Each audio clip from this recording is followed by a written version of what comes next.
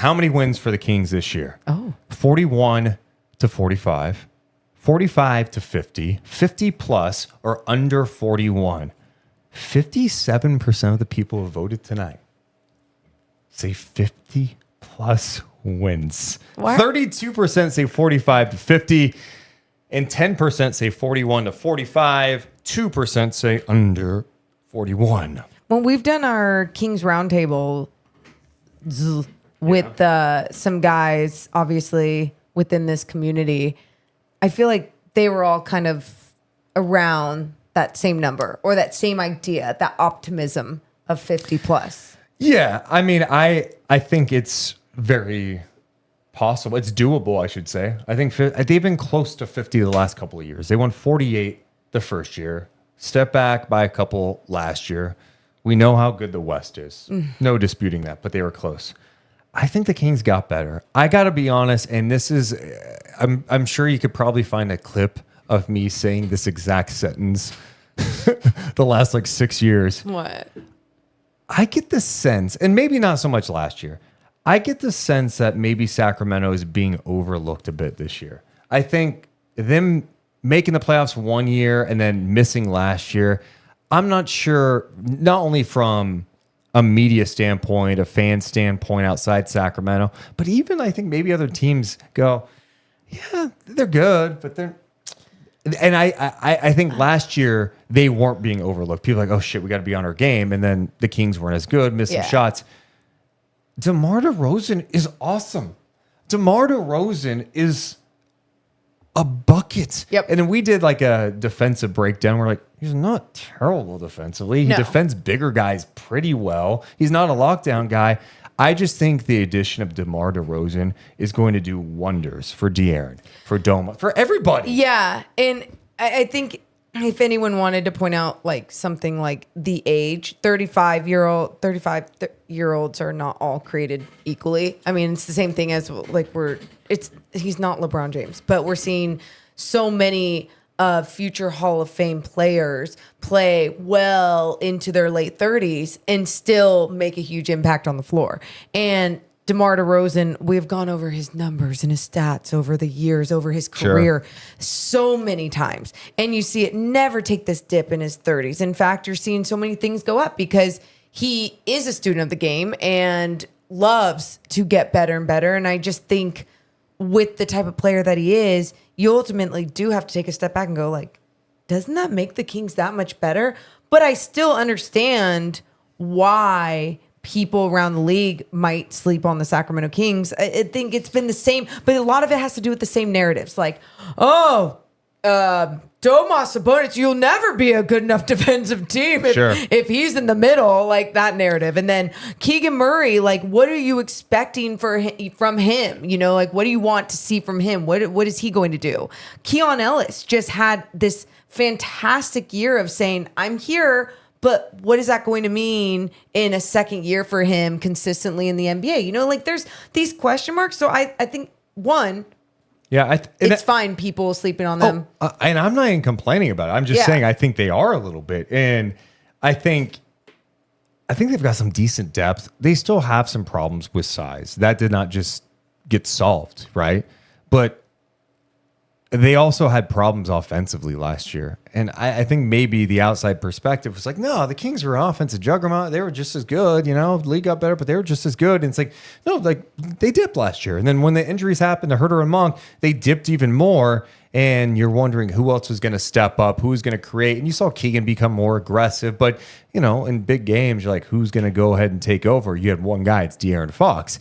And now you look around, if the Kings are healthy, you see, wow, what DeMar DeRozan can do as a scorer, but as a playmaker, as a passer, and the pressure that's going to take off De'Aaron Fox. Yeah. Maybe that can help him even more defensively. I think De'Aaron's got all defensive potential. What Keegan Murray can do with some more space out there, because those guys are going to command legit defenders on them. And then the low risk moves within the depth, right? Like even that alone, I think, and I put there low risk because sure, you want the best of the best there. You want to keep making sure that you are upgrading your depth and your bench and your roster, all the things. But sometimes you can only do so much, not only if you're in a small market or if you can only do things through free agency. Like there's so many elements, so many angles to it. And I feel like they did make upgrades, but I'm like, what are these upgrades actually going to produce and look like? And that's where one of my other question marks. You made you made a good move in bringing back Malik Monk. He's going to be on a revenge tour, especially after what happened. And I think Herter can be better. I agree. I mean, I know he can be better. Will he? That's going to be the question. But he's got the ability to do it. I think they've got some decent depth in this in the West. When you compare them to other teams, you're like, they've got pieces and guys that can definitely do damage. And now it's about, all right, what's the rotation going to be like? And then, hey, if Devin Carter can come back later in the year after maybe the All-Star break, maybe. I've even included him in my mind because I'm like, that could help. So for me, if I were to put a range, my range is not technically on there. I would say 48 to 52. Okay. I like that range, but 50 seems like when I hear 50, I don't go, I have to really sell myself. I think they could win 50 plus. Okay. You know, they have dynamic scores. Their defense did get better last year. I think the one area that's questionable, and I think we just like to assume it's going to be better. But last year, the 3-point shooting wasn't as good. Keegan dropped, Herter dropped, Monk probably wasn't good enough. Lyles was kind of up and down at times. They need Keegan to have like a bounce back. Maybe not what he was his rookie year. You need Herter to be able to knock him down. Fox to still kind of make him like he did last year. And if you can get that, Keon was pretty good too for 3.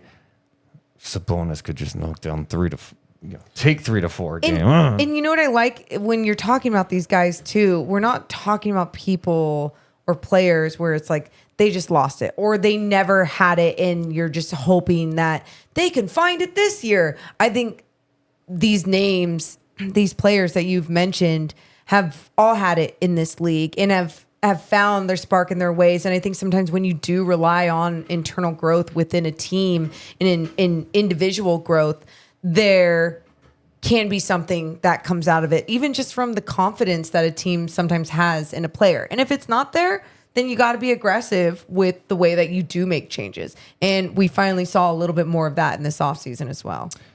We're going to be dropping a DeMar DeRozan offensive video soon, too. That's another thing that's going to be on our YouTube page at youtube.com/@Deuce and Mo. So, Morgan, with the win range that I have on this poll question, is there one that you're kind of like leaning toward at this one? 41 to 45, 45 to 50, or are you at the 50 plus? I'm like at the 48 mark. So like I guess the 45 to 50. Okay. Yeah. That's fair. Yeah. You feel good about that? I feel good about 48 wins, which I think is very encouraging. I think I'm very positive for saying that out loud.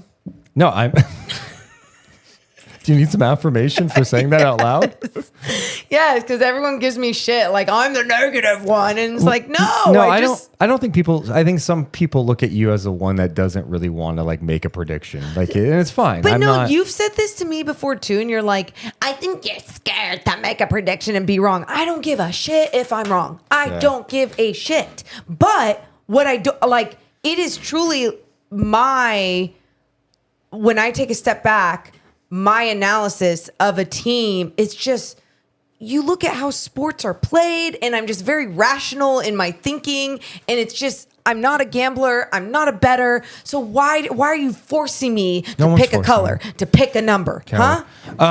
48 games, by the way, last year would have had the Kings in the play-in still. That's what's crazy about it is like, that's good, but 48 was playing. Yeah. That's why I think it's been mentioned that 50... If you get 50 plus, you're in the top 6, and that's where you want to be. You're like, absolutely. I said it last year, and I know it was fun, like beating the Warriors in the play-in. What a moment! But then, like 2 days later, you go to New Orleans and got your asses kicked. I just don't want to do the play-in thing. It's too stressful. One game, especially with what the Kings had to do last year, which was win 2 just to get in. They didn't do it. Avoid that goddamn play-in game. Get into the top 6, and hopefully you get a good matchup, and let's have some fun. I'm juiced for the season. The DeMar DeRozan thing, like even today, the Kings put out some social media posts, and it had like Sabonis, Fox, and DeRozan on it, and it was like the first time I think I've seen them all together on a graphic like that, and I went, oh shit, man, that's a squad. Dude. Like if I was from another city, I'd be like, that's a squad. Is that what you would That's say? a good trio. I like it. I don't think it's just like my biases either. Like I think if I saw that trio around the league, I would be like, all right, what can you do with that trio? I think the biggest question some have would be the spacing of it. De'Aaron took a step with this 3-point shooting. Some didn't love he was taking so many threes last year, but he shot at a 37% mark. Not bad. I could definitely agree that I would love to see him put it on the floor more, get to the mid-range. But DeMar DeRozan, he can still space the floor. Like spacing sometimes isn't just like shooting the ball from 3. If DeRozan's got the ball on the perimeter, he is going to be guarded. Even if you don't look at him as a 3-point shooter, although he's taken more, you have to guard him. Yep. You have to guard him because if you play off, he's going to get to a spot and he's going to take that mid-range or he's going to pump fake you and he's going to get you on one of the 8 pump fakes he does. He's so crafty. He plays the game at his speed. But it's just like you said, if you're playing off of him, he's going to attack your body. Yep. He's going to attack the defender either way. Like it's not, it doesn't matter. He's long, he's big. He can still get to his spot in those situations. So yeah, no, I think that being a concern for a lot of people is very interesting. But again, it's because people are just in that wait and see period of like, well, what will it look like? What will Keegan, how many shots will Keegan take? I understand all the questions and we will find out very soon. You're going to bring us back full circle. Look at what the schedule did tonight. What did it do? Just the schedule coming out, got us like talking, and it got me excited. It got me even more excited thinking about the season. We're that much closer to tip-off. September 30th is media day. October 1st, the start of training camp. First preseason game isn't long. After that, October 9th against the Warriors. Crazy.